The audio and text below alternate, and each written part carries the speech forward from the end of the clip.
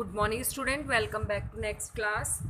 बेटा लास्ट जो आपकी वीडियो थी हमने उसमें टाइप ऑफ प्लास्टिक की बात करी थी, यूजेस ऑफ प्लास्टिक, और एग्जांपल्स देखे थे हमने। पॉलीथीन का एग्जांपल था, पीवीसी यानी polyvinyl chloride, polystyrene, and the last में हम बेटा सम मोर प्लास्टिक्स की अगर हम बात करें तो सम मोर प्लास्टिक में टेफ्लॉन की अगर हम बात करें, it is used as a non stick coating for the pans and the जो कुकिंग यूटेंसिल होते हैं उनके ऊपर बेटा इनकी कोटिंग की जाती है।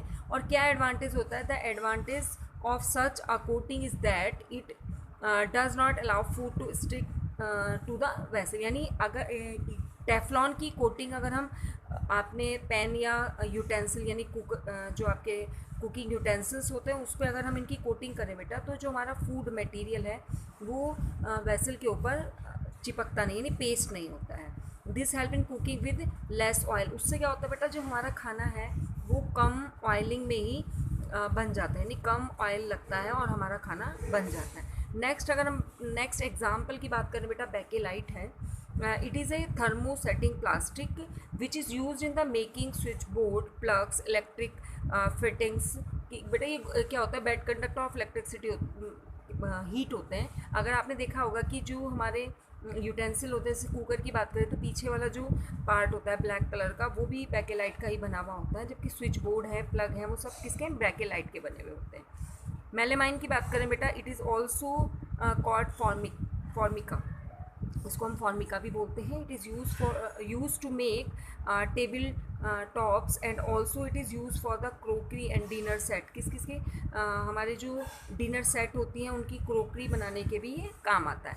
प्लास्टिक की बात करें तो बेटा प्लास्टिक वैसे तो बहुत इंपॉर्टेंट है हमारी लाइफ में, बट ये क्या है एक्चुअली इसके कुछ बेनिफिट हैं, ऐसे उसके बहुत सारे डिसएडवांटेज भी हैं। तो डिसएडवांटेज में बेटा जैसे प्लास्टिक क्या है normally non biodegradable. Non biodegradable means bacteria can not easily decompose them, यानी जो प्लास्टिक के मटेरियल्स होते हैं, प्लास्टिक की जो भी थिंग्स होती हैं वो नॉन बायोडिग्रेडेबल होती हैं, यानी बैक्टीरिया के एक्शन से वो डिकम्पोज नहीं हो पाते हैं और बहुत ही लंबा टाइम लगता है इसको डिकम्पोज होने। तो उससे क्या होता है बेटा, जो हमारा इन्वायरमेंट है उस पर बहुत ज़्यादा बैड इफ़ेक्ट पड़ता है, और इससे क्या होता है हमारा जो इकोसिस्टम की जो प्रोसेस है उससे क्या होता है कि वो डैमेज होती जा रही है, यानी बहुत ज़्यादा हार्मफुल इफेक्ट है प्लांट और एनिमल्स की बॉडी पे।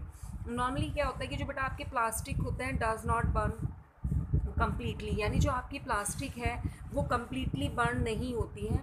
बर्निंग ऑफ प्लास्टिक, अगर हम प्लास्टिक को बर्न करते हैं तो उससे हाईली टॉक्सिक गैसेस निकलती हैं, बहुत ज़्यादा जो पॉल्यूएंट्स होते हैं जो हमारी हेल्थ के लिए बहुत ज़्यादा हार्मफुल इफ़ेक्ट आते हैं। नॉर्मली अगर हम बात करें कि जो प्लास्टिक होता है बेटा, प्लास्टिक कहता है जो वाटर बॉडीज़ हैं उसके लिए भी बहुत ज़्यादा बैड इफ़ेक्ट होता है। ठीक, when plastic waste get burn into the soil, यानी अगर हम क्या करें अपनी सॉइल के अंदर प्लास्टिक को अगर हम दबा देते हैं तो it does not allow percolation of the water in the soil, यानी सॉइल के अंदर जो वाटर की ड्रेनिंग होती है, यानी जो वाटर एब्जॉर्व कर पाती है सॉइल वो नहीं हो पाती, and it does not allow rain water to seep into the soil. उससे क्या होता है बेटा, जो हमारी सॉइल है वो वाटर को एब्जॉर्व नहीं कर पाती और बहुत सारी प्रॉब्लम क्रिएटिंग होती है। प्लास्टिक आर नॉन बायोडिग्रेडेबल, जैसा हमने अभी आपको बताया कि जो हमारी प्लास्टिक होती है वो नॉन बायोडिग्रेडेबल है, यानी डिकम्पोज नहीं हो पाती,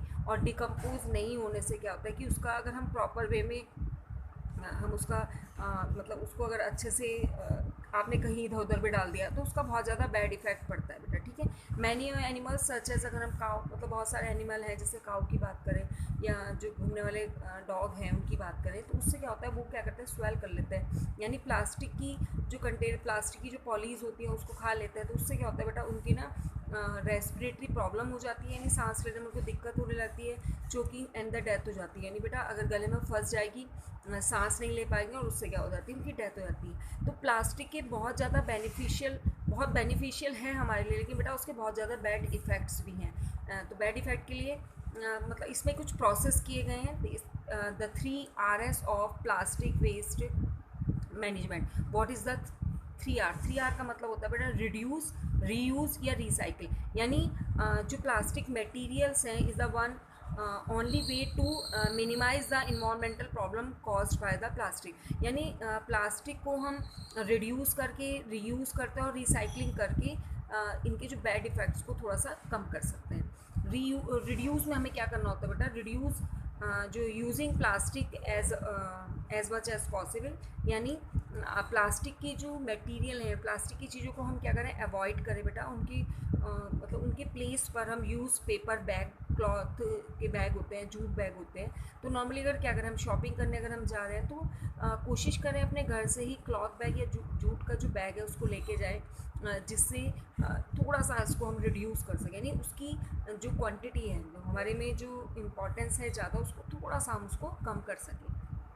रीयूज़ में क्या करेंगे बेटा, मैनी प्लास्टिक जो आइटम्स होते हैं can be reduced many times over from the same purpose. आपने देखा होगा आजकल के टाइम में बेटा क्या होता है, जो प्लास्टिक की बकेट्स होती हैं या प्लास्टिक की बॉटल्स होती हैं उसमें क्या प्लांटिंग हो रही है, यानी आप प्लांटिंग में भी उसका यूज़ कर सकते हैं। एक्चुअली क्या है, अगर आप उसमें प्लांट लगाते हैं तो जो प्लास्टिक होती है वो ख़राब नहीं होती बेटा, तो बहुत टाइम तक उसमें प्लांट की ग्रोथ हो सकती है। तो हम इस टाइप से उसको रीयूज़ कर सकते हैं। रिसाइकलिंग की बात करें तो बेटा मैनी प्लास्टिक जो है, बहुत सारी जो प्लास्टिक्स हैं हम उसको रिसाइकिल करके अदर प्रोडक्ट्स यानी अदर जो प्लास्टिक के प्रोडक्ट्स हैं वो फॉर्म कर सकते हैं। तो नॉर्मली इस चैप्टर में बेटा हमने ये देखा कि कुछ नेचुरली फाइबर्स, नेचुरली प्लास्टिक्स के बारे में बात करें, मतलब नेचुरली जो कुछ जैसे हमने देखा कि चैप्टर्स में जो प्लास्टिक की प्रॉपर्टीज़ हमने देखी, और फाइबर्स की हमने बात करी कि सिंथेटिक फाइबर्स कौन से होते हैं, नेचुरल फाइबर्स कौन से होते हैं।